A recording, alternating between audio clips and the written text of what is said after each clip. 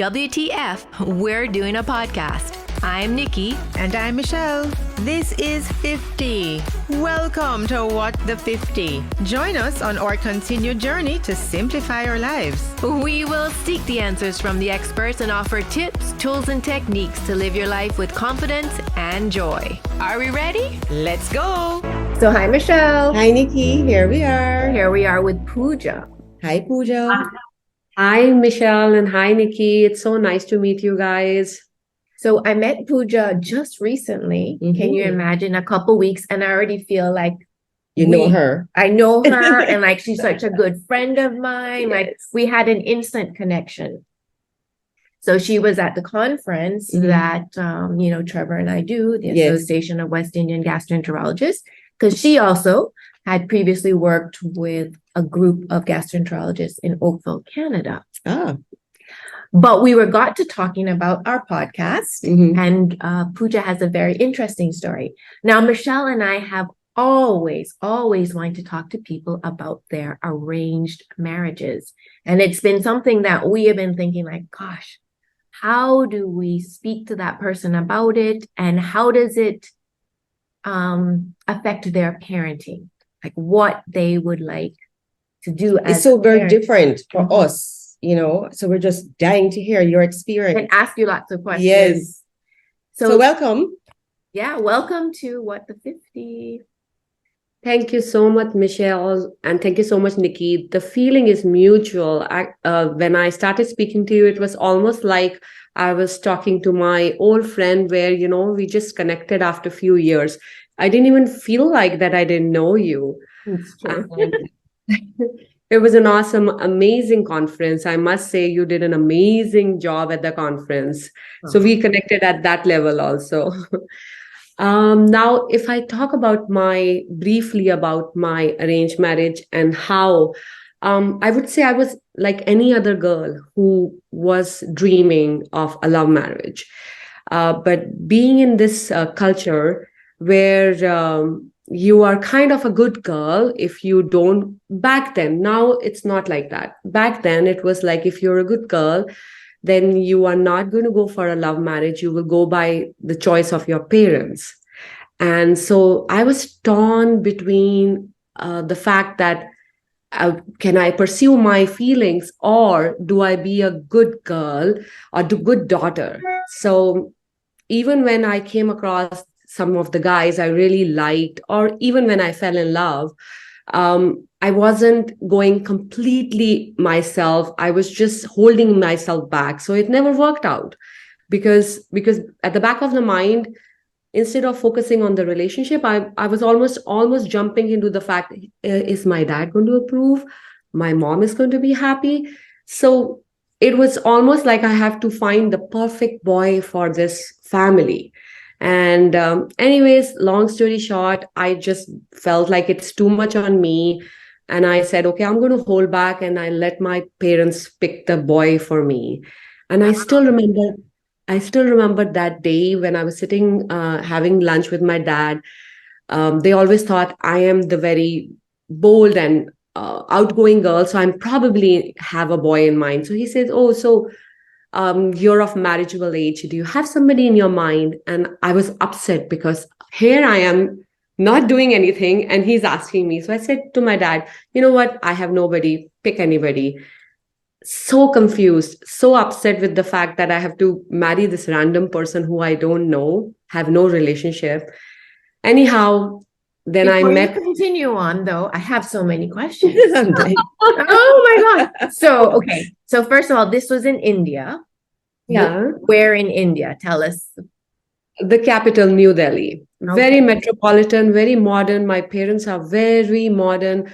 They brought me up very much like, you can do anything in your life. Having said that, they also holded me back saying, oh, you shouldn't work because the good families are going to want a girl who's going to be a housewife. And that to me was like almost like, oh my God, I don't know how to do that. But whatever they were saying, I was just going with the ride. I didn't know better. And how old were you? I was in my university, 21, 21, 22. I remember. But do you my- know what's interesting though? You're saying that your parents were telling you that you could do and be whoever you wanted to be, but yet there was an arranged marriage. Yeah. No, so That's interesting. they would have given in if I would have been pursuing somebody, or if I would have done that. Some of the girls around me were doing that. My two best friends, theirs is a love marriage, and I was almost spending time with them, looking at their love life and be so happy for them, but never do anything about it because I just wanted to be that perfect daughter. I don't know why. Mm. And having said that, it worked out pretty well for me because then my parents chose this person and they said, okay, you have to meet this. He's coming to see you. It's very weird. It's very surreal because your parents choose, the boy comes to meet you, and then luckily I'm allowed to go out with him. There are other arranged marriages where they just sit in the next room or on a terrace and talk to each other for 10-15 minutes before they decide. In my case, my dad said, no, go out for a cup of coffee, talk to him. And so he comes, he picks me up, I go with him, and I'm really, really scared inside. It's almost like setting up a blind date, even though it's arranged. So I go with him, and 2 hours, this man is talking to me, and Nikki knows me, I talk a lot, but 2 hours I didn't talk at all. I just was listening to this man, and he's talking all about who he is, what he wants from life, and a lot of stuff. And on the way back, he liked me. And so he wanted to know whether I'm going to say yes or no. So he wanted an answer right away. And I'm like, My gosh, within 2 hours? yes. And I'm like, no, I need time to think. This is huge for me. So I'm quiet, very quiet. And he goes, oh, so probably you're thinking to say no. He has a very good sense of humor. So I said, I didn't say that. So, and he's just laughed it off. And then I just kept it quiet. And I said, I have to say something to you before you go home and think and take a decision. I'm a very talkative person. That's something you're not taking away from this meeting. And you need to know. And he laughed it off. I already know that because you talk so fast, you have so much to say. So I said, okay. Somehow we clicked. I don't know why. It's for him, it was the 30th girl he was seeing. Wow. 30th? Wow. He has rejected many girls. He was engaged to somebody, even that didn't work out. So for me, he was probably first guy I was meeting. Other people I had seen in a party or something, but never spoken to, who were like candidate for me. And with him, this was the first meeting. And I came back home and I'm trying to sit down on a piece of paper, pen, trying to figure out what are the reason I'm going to say no. And I couldn't write anything. Wow. There was an instant connection. Instant connection. I would say the connection was instant, and still scared. I said, okay, mom, I'll give it a try, but please don't say that if things don't work out during the courtship, I can't say no. I really want this freedom that I'm able to say no. And she said, okay. That's a question I have for you. So you are able to say no. It's kind of a gray line. You think you have a say no, but the pressure starts coming the minute you say yes. And it's decided between family. They get so excited. They're not even seeing what two people are going through, whether they are liking each other or not. So it's really difficult to come back and say, you start feeling the pressure. All of a sudden, they're buying clothes, jewelry, setting up the venue. It's like they don't take a breath and they start doing everything. And in my case, I thought, okay, I'm going to have a long courtship period of 10 months. I'll get to know. Guess what? They wanted marriage within 2 months. Wow. Wow. So that was so scary. Again, I go back to my mother and say, okay, let's break it off. I just met this guy. Let's find another guy who I can have a long courtship. And she goes, no, that's not how life works. Give him a shot. And I'm like, okay, this is scary. I'm telling him I don't like the idea. 2 months is too less. So he kind of trying to convince me. I said, so I sit back. I'm crying. I'm really crying. I'm so upset. So I said, okay, I call him back and I said, the only way I will agree to this date is if you meet me every single day, I don't care you're well, Well, I good don't, for you. Mm. yeah, I need to meet you the next, say, 55 days left. No matter coffee, dinner, just I have to see you in person, no phone calls, see you. And so he said, done, I'll do it for you. And Like so, that. so we started meeting, connecting. It was just everything was right. Like, I mean, I didn't even once or twice we fought. I would say I was the one who was mad at him, or mostly he was very calm. Having said that, the flip side of that is he somehow just did not want to lose me. So he didn't show one side of him, which is like he gets angry. Okay. But 2 months he didn't show me because he didn't want to lose. And after marriage, the first time I saw him angry, I'm like, what? You can get mad too? But yes, he can. So taking from there, I remember after marriage, it was beautiful because what happens in arranged marriages is when the girl comes, most of the houses, not everybody's story is same, but they welcome you, they treat you like a princess, they don't expect you to cook for a certain period of time. They just shower with you love and gifts and so much. Now the family always is good, it's just the connection between two people. And yes, it's like any other relationship, but it's almost like some people meet and they'll jump into live-in, and live-in can break in. So did you But have to live with his family or you lived on your own? his family, joint family. So I was living with his mom, dad, and his unmarried sister. And they were very modern, I must say. They didn't expect me to wake up at a certain time. They kind of said, okay, whatever time you want to wake up. And 9 o'clock was very late in Indian standard, but I kind of chose just to be a decent dog. 9 o'clock is when I got up. And first year, I would say I didn't talk too much because I didn't know if I had right filters. So I said, if I don't talk, that's better. So I talked like a little bit. And my sister advised me one thing beautiful. She says, focus on this relationship for 1 year. Give your 100% to this relationship. Do not distract with the people you're close to because you want to spend time with your cousin or friend, because I had too many friends. So she says, give 1 year to him and let it flourish. And I took that to my heart. I wouldn't fight with him because he would leave a party early. I would do certain things because he wanted.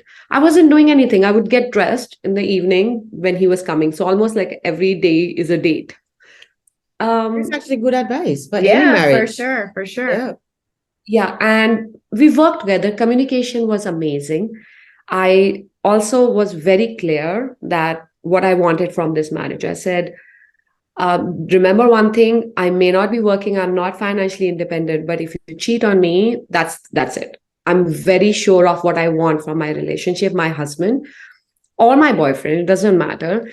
I'm very clear. You can give me less, but I need the trust, I need the respect. Those are few things which I definitely need from my partner. You set the boundaries from early. And that is great advice Yeah. for any Any marriage, marriage. as you say. Yeah. And you knew exactly what you wanted. Yeah, there's one thing I would love to tell you is because my mother was my best friend, but from another generation. And in India, the pressure is you have arranged marriage, and sometimes it's a good story, sometimes it's a bad story.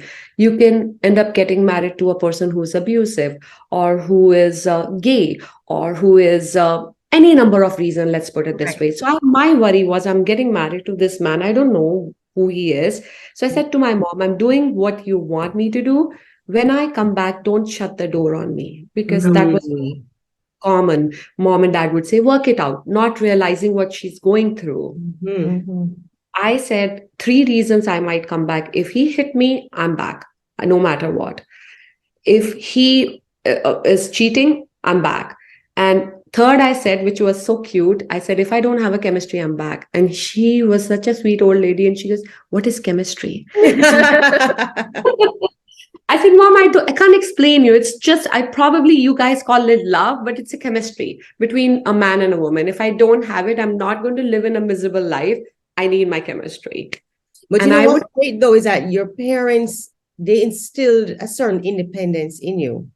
And therefore you're able to determine what you wanted and what you did not want from day one, even though it was an arranged marriage. Yeah. Yes. And I would say I'm 29 years married. Congrats. Thanks. Like any other marriage, love or arrange, our marriage has had the same challenges, I must say. Sure. I feel like he was the one. Like all my friends who have known me so well, and they said nobody could have picked up a better person than him. He challenges me. Who I am today is because of him. He has given me courage. Even if I had to drive to New Jersey by myself and I'm freaking out, and he goes, "No, you can do it." He is one person, he's always said, "You can do anything."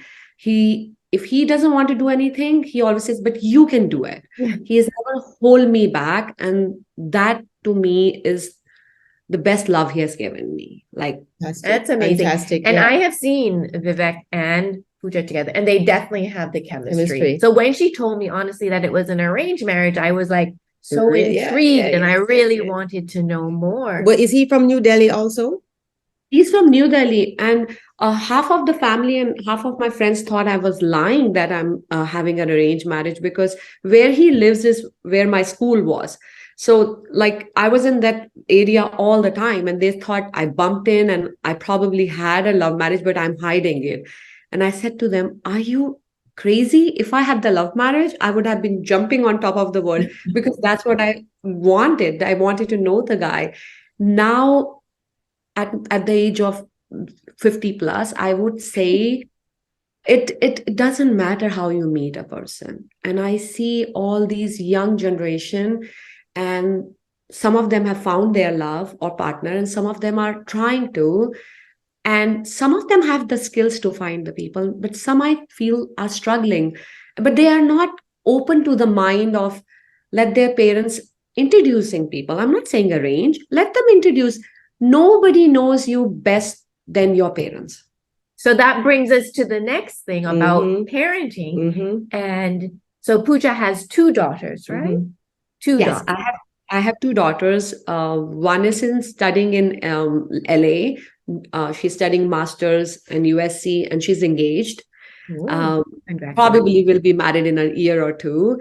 My other one is also finished her graduation and is going to pursue masters. She's not in any relationship. I mean, if she is, I don't know. But for her, I feel like she'll either find herself, or otherwise I'm one of those really bad, annoying brown mother who's always saying, "Oh, this boy is nice. Oh, why don't you think about him?" So she is like, "Okay, mom, please." But sometimes I genuinely feel like if I could tell her, "You know what? I'm just introducing. It's just like your friends introduced. And maybe you should think about it." But she gets annoyed. So that brings us to the question of how would you have wanted an arranged marriage for your children? Like, how do you approach parenting that? But atmosphere? before you answer that though, both girls, they grew up in the US or in India? So In I Canada. moved, Okay. I moved to Canada when they were 5 and 3.5. So Okay. even though they were born in India, they were raised here. I would say that from the get-go, I always was very open with the fact that I will let them choose anything in their life, whether it is marriage or career. The world is your oyster. Like, you do Mhm. whatever you want to do. So even that, and even after that, even once they have decided who they're going to get married, how they want to get married, whether it's 15 people or 100 people, it's I want them to live the way they want to live, Okay. not how I want. Mm, And there was nothing wrong. My parents absolutely loved me, but I wish I had that thought process that I could do whatever.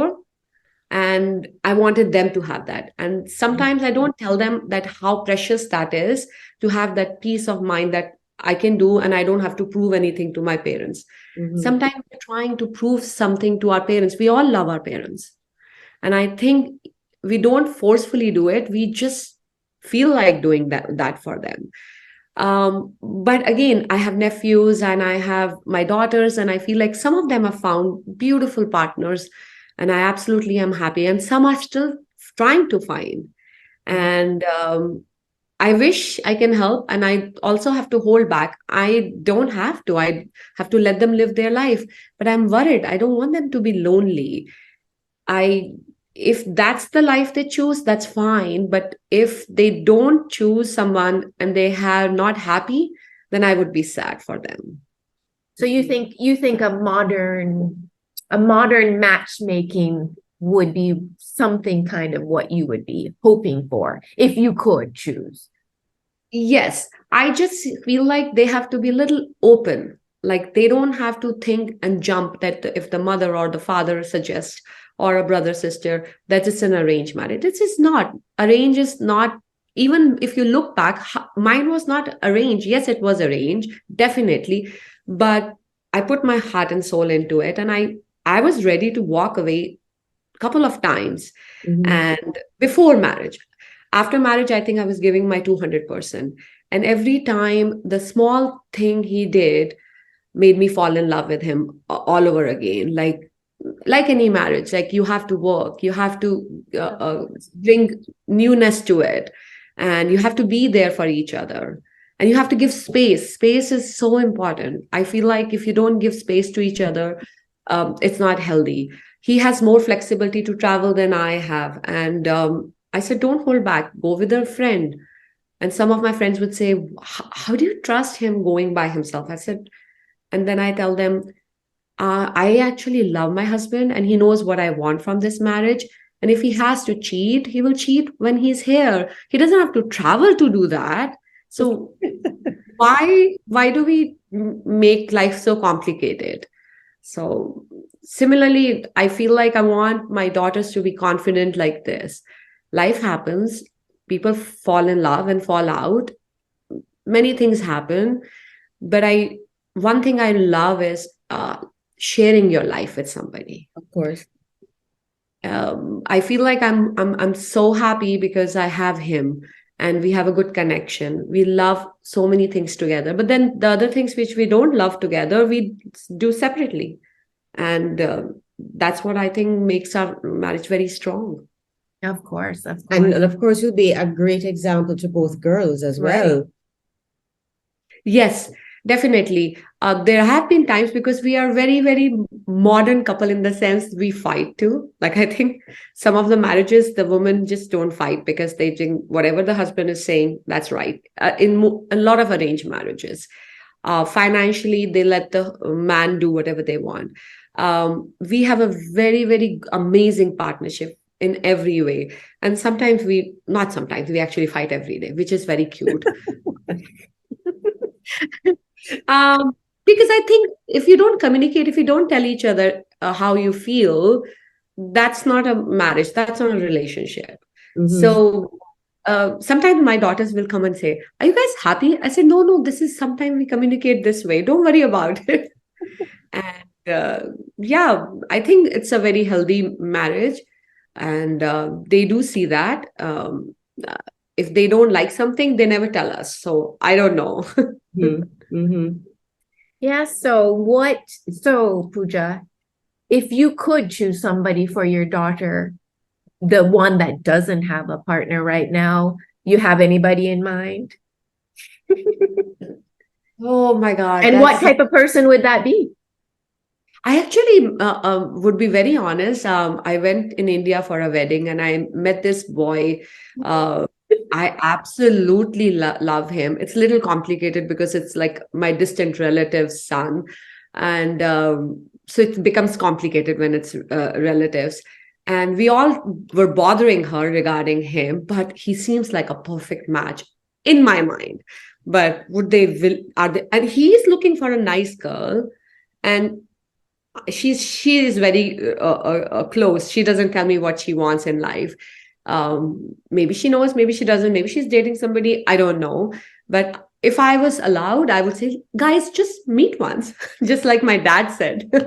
So, but what characteristics does this perfect person have for that you would I, love?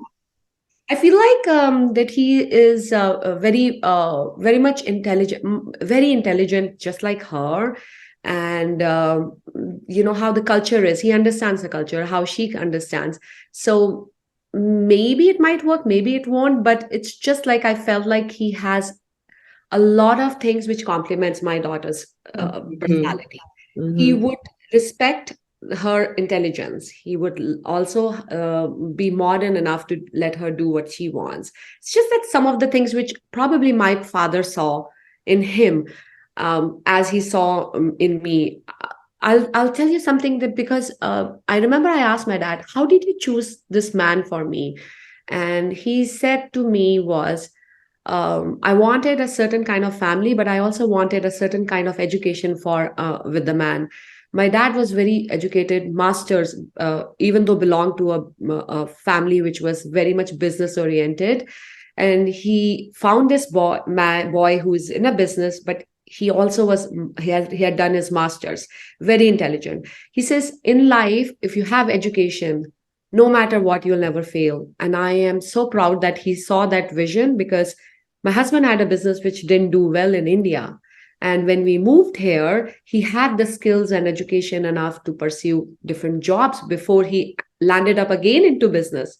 But he was so versatile to do anything. And that was my dad's vision, not mine. Wow. Mhm. So sometimes our parents see beyond what, because they somehow know you, Right. your core, and they are protecting you in a way that you don't even know. Mhm. Very true. One thing I will also want to point out about arranged marriages, and that's why I feel like kids should listen to us, is you know why arranged marriages work? Because your parents are finding you a kind of a similar environment. They are finding you kind of the financial stability, which is similar to what you have. They're finding the similar food habits, the similar background. So when you go into the marriage, so many things are quite similar: the language, the food, the environment, the financial stability. That you're not challenged by those things. You're just challenged to accept these people, learn to love these people, build that relationship. Right. Let me And ask some you a question. Is there a difference between the traditional arranged marriages and the modern arranged marriages? um I think a little bit of the format is same, but it's little different because now the parents are aware they have to have a mix of love and arrange. Mhm. They know, they understand even in arrange, they have to introduce the people and let them build a relationship. They in fact encourage that. Okay, we're not in rush. If you two people are introduced, maybe you can talk to each other. Maybe you can meet many times or few times. Again, this is something very different from different part. A metropolitan city may be following this. Maybe the village are still traditionally old, still meeting once and getting married. I will explain you three generation difference. My mother-in-law saw my father-in-law on the day of the wedding, his hand. She had not seen his face. Wow. Wow. My sister met my brother-in-law for with 10 people, didn't even get an opportunity to talk to the man, said yes, got married. Wow. I had the opportunity to meet him and know him a little bit before I got married. So how the generations and how the person, like I was very clear, I need to talk to the person, I need to Yes. meet the person. Every time I was having doubts, my friends were my pillars. Every time I wanted to walk away from that relationship because I was scared. I was so scared. I was just like, how am I supposed to fall in love with this man in 2 months? Mhm. And it's very scary. I used to say this phrase, and even I say, it's arranged marriage is like going to Vegas. You get lucky or you don't. For sure. And you got lucky. You got I really did. lucky, You for got really sure. You lucky. got really I'm lucky. sure. I One did. about arranged marriages, is it something that's common in all of India, no matter class, religion? Is it pretty much standard? Yes, it is very common. I don't know what the percentage at this point is. There was a stigma, uh, maybe 30 years back, that love marriage girls were very strong. They were like very outgoing. I don't know how to put it, but they were not considered Good very girls, as you good said. girls. Right. Or they were like very outgoing or whatever. Everybody, all the boys were dating, but they wanted to do arranged marriage. Like I didn't get it. So you meet all these girls, so have fun or not, and then you want arranged marriage because you want that girl. So that made no sense to me. And then there were boys who would fall in love and would somehow make it happen that they would get married. Both my best friends are love marriage. They met their partners in grade 10. Wow. And yeah, and so they're happily married, just like me. And so love and arrange both can work. Right. And I would say it's still a major population is still in arranged marriage. The only thing which I'm really sad is because the society, the way they work is once you're married, you don't break the marriage, even if it is loveless marriage. And to me, even in my family, I had seen so many couples loveless. And I used to feel sad. I said, I never want to be in that relationship. And now that I've been married so many years, I've realized, oh, you have to work on love. Arrange your love. Love. You have to work on it. It is for sure, for sure. But let me ask you a quick question. Sorry, Nikki. No problem. Do you think that for the arranged marriages, or is it just a part of your culture? Do you think that it's geared more towards men as opposed to women? Do men have more of an option as opposed to women?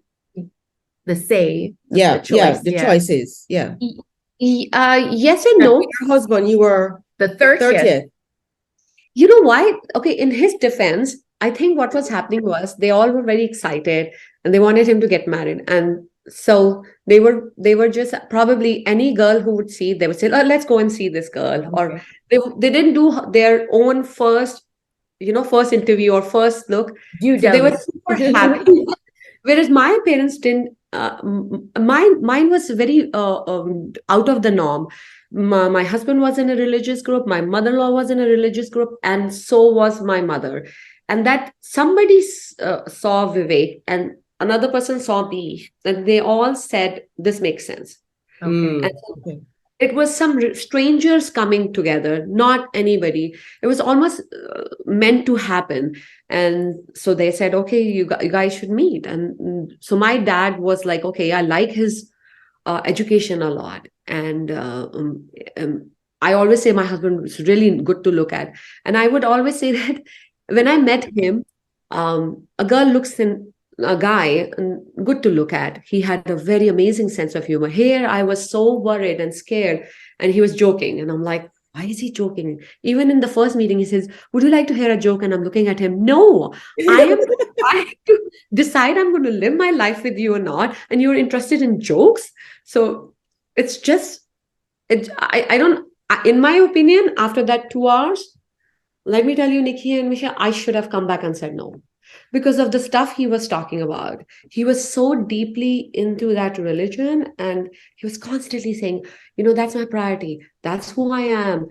And after 15 minutes, I realized he is not focusing. So I said, okay, that's your religion. I have my own religion. You have your own religion. Like whatever you believe. We both believe, but you're too deeply. You're so young, 25, and you're talking about all is the God and everything. I said, what's the place of a partner in you? And that's all I said. And he started talking. So I wanted him to realize, he wanted me to tell that don't try to change me. I said, I'm not trying to change you. You be who you are. I'll be who I am. Let's talk about what is a relationship look like. And then he started talking what all he would love in a woman. And I just kept on listening that what is he saying? And does it make sense? Can I be that person? Yeah. I've heard though that in some marriages, for the wife, she's sort of removed from her friends and from her family. Does that still happen? It's kind of because I think having that village support is really, really important.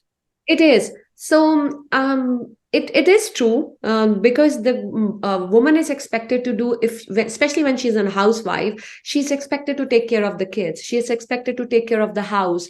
And if she's not in the same city, yes, she is hardly able to see her parents and all that. My mother-in-law was taking care of the whole house, like in the sense she had to take care of the kids, their education, the house, the food. Back then, she didn't have help. And the only thing she could do was on a weekend, she would go and see her parents for a few hours. But my needs were different. When I got married, I was very close to my parents, but I was looking something different. I wanted to work. And I was told before marriage, don't work because good families won't like working women. And I get married, and my husband and my father-in-law are such amazing modern people. They said, oh, you want to work? Go ahead and work. You want to join the business? Join the business. Work, we would want you to be in a safe place. Choose something and let us know. And I remember having to starting a business with my husband, and then it was taking a toll on our relationship. So walking away from that business because my relationship was more important than my business. So then I had two daughters, and then again I was losing myself. I wanted to be more than a mother, a daughter-in-law, a daughter, a wife. It was in me that I wanted to be more. And I remember dropping my older daughter to a school, and at the gate, like a naive girl, hey, do you have a job? And they said, yeah, we need somebody for 4 days. And then I stayed there for 2 years. Nice. Literally, I got the job like as a teacher, and then I'm working there for 2 years before I moved to Canada. And so I've always felt like that I never was complete as a housewife. And no offense to any woman. Yes, it just wasn't your choice. Yes, but to me, I adore and admire housewives. I just wanted to do something productive. And it was not about being independent on money. I think I was lost if I wasn't doing something. And coming here, I landed in the medical field, and that made me feel so satisfied, because it was almost like when you're not well and you are able to help those people in very simple way, just the appointment, just to basic test, but it made me feel like I've helped someone. And so not only the job, but just learning, going out, meeting independent women, that made me feel like I'm doing something. And let me ask you though, for you, just to go back a bit, for your mother-in-law, you said she looked after the household and everything. So did she have any other sons that got married and came back to the house? Say that again. Your mother-in-law, you said your mother-in-law took care of the house and everybody that was in the house. So did your husband have other brothers that got married and brought the wives back to that household? But we were living in separate floors. Even though it was a joint family, Is that part of the tradition as well? Once you get married, you go back to the in-laws and the entire family stays in one. Multi-generational. Yeah. Yes. So I'll explain you why we do it. And it kind of makes sense. You know why in India people live together? Because the plus side is there's a village to look after each other. And plus, they don't buy houses. They don't have mortgages. This is the way they have simple life with simple incomes, because in the same household, when I was living with my in-laws, and we all, whoever was working was making money and other people were home, there was no mortgage to be paid. So living together has its benefits. But this is changing now. Now the new generation, when I go back and see, they try to live separately, because even the parents like it, because they understand they have a different lifestyle. They want to party or they want to do, and the parents don't want to do. So it makes sense. I personally feel my daughters, I'm not one person I'm hoping they should come back to me. They should live near me in my basement. No, I want them to live their life. I have lived my life. They need to independently live. I feel like when you walk away from your parents and live separately, you grow 10 times more. Your relationship is healthier. And if I was living in India with them, yes, I would have had the blessing of being with them, and which is beautiful. But where I've achieved in my life by coming to this country, and working together as a team and providing what I am able to give my daughters. I don't think so I could have done that, because coming out of the comfort zone and working hard has brought me to this place, which I think I would have been in secured environment where you have your parents, and if you're not able to do it, they'll do it for you. Right. So you're not fighting more than you should fight. Right. And you and your Mhm. husband, of course, develop your own type of teamwork, as opposed to if there's always an in-law or other family members to help you out. You kind of don't figure it out on yourself, And on just your create own. your own lifestyle. Right, You for know, sure. For sure. Yes. But why don't you ask the question about the HBO thing again? so Pooja, I did some research and I saw that there is a Netflix special called Yeah. Matchmaking in India. Are you familiar with it? Yes, I'm familiar with it. And I've seen season 1, but I haven't started the season 2. Okay, okay. So is it a true reflection of what arranged marriages are in India? In some ways, you can say it is, but not completely. Because if you look at India, it's a huge country with a very different style of the metropolitan and then the village. Village is not representing what matchmaking is showing. Mhm. 80% of the people are still in that traditional way of getting married, and the parents said the parents match. It's not as glamorous. It's not as advanced like the way they show.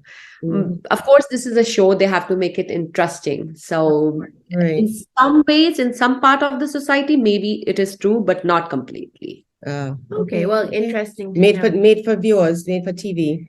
I think if we learn anything from this, I think that there's a lot of benefit of arranged marriages. And maybe we should not even call it arranged marriages, because maybe that has a little bit of a stigma as such, you know? That's And true. Certainly, I mean, what comes out of it for me is whether it's an arranged marriage or a love marriage, there are certain basic things Of that are course. critical to make that marriage a success. of course. Yes, definitely. That's really, really the key to any relationship. I feel like regardless of marriage, every relationship we have, whether it's with our daughter or sister, we all have to work on that. And Of course. relationships are Absolutely. not easy, Absolutely. and sometimes you find that a friend who is more than anything, who understands you, like she's not family, nothing, but they just get you, because it's the mindset which meets, right, Of in course. different times. Of You Very may be close, interesting. you may be close to one person today, and all of a sudden you cannot even recognize that person down the line, because Right. you've grown to be a different person. And Mhm. it has happened to me. I've had friends and I can't even relate to them, and it doesn't mean they are not good or I'm bad. I just have started looking at the world differently. I'm not the same Pooja who came to this country, and I'm not the same person. And the experiences, the people who I've come to work with, or met different people in my life, or even the experiences of being in the medical field, seeing life so closely. You know how people are thinking and dreaming so many things, and you don't know whether you have tomorrow. So I guess For you have sure. to take one day at a time. Of Yeah, for course. sure. Yeah. I think that you are like have very solid approaches of having a relationship. And I'm sure that you've imparted this onto your children. But you know that having raised children in North America, it's a multicultural society. So I'm pretty sure that you are open to other nationalities, other ethnicities, other religions, if they came home with somebody else. They don't necessarily have to be Indian. From day one, I said to them, I want you to choose the right person. Right. It shouldn't be that your parents are saying you want an Indian boy or you want this one or that one. I said, because I don't want to bound you by the do's and don'ts which I had. And I feel like you need to meet people, and when love happens, it will happen. And then I don't want you to hold back. And so I was very open about it in every way, not even like what ethnicity. I didn't know who they were when they were growing up. and listening to so many people, how they feel so scared to even come out if they're gay or lesbian. I said, you remember, your mom is going to love and accept you no matter what. So whoever you fall in love, some of my friends would say, you don't tell them you want Indian. It's so much easier. I said, I don't want them to feel easy. I want them to fall in love. I want them to be who they are. And that helps you when you don't have all these baggages with you. So that's one thing I always told them. I think they saw me and Vivek working on our relationship, so they understand for any successful relationship, you have to work on it. So I don't think I ever sat down with them and said, you have to do this or that. I've always believed what you want to teach your children, you just be an example. Absolutely. Of Absolutely. course, definitely. So Pooja, you're a modern mom coming from a traditional background. For sure. Yes. For sure. I try to. I always try to. I always feel like you set a good example, and that's better rather than telling them do's and don'ts. I think my mom was the kindest. My dad, my mom, both. But I think my mom, the love she had for people, even the people who would be not nice to her, it was just so. I couldn't comprehend how she could love all the people, even the people who were mean to her. So to me, that was with me always. I was not that person. It took me a really long time to have that courage to love the people who are not nice to me. But I always try my best. And I say, if she could teach me not saying anything, then if I'm able to do that, then my daughters will also know the kindness you can give to the world. Absolutely. Well, I think that your daughters are pretty lucky to have you as a mom. Oh, so much, Nikki. But thank you so much for being here with us today. We've learned so Very much. interesting. Yes, Yes, absolutely. for sure. Absolutely. Thank you so much for inviting me. It's amazing to talk to you both. I've been listening to some of the podcasts, and I'm going to continue finishing all the podcasts. Thank you. Thank you so much. And enjoy your trip, because thank you so much. on a big trip tomorrow. Oh, lovely. Yes, Safe yes. travels. Thank you so much. Alrighty. And thank you again, Pooja, for taking the time. I know before you travel, it's always a little bit frenetic. So thank you for taking the time. Thanks for tuning in to this episode of What the 50. Please show your love and encouragement by sharing, subscribing, and leaving a review wherever you're listening. And don't forget to like and follow us on Instagram. And please join our active Facebook group at What.the50.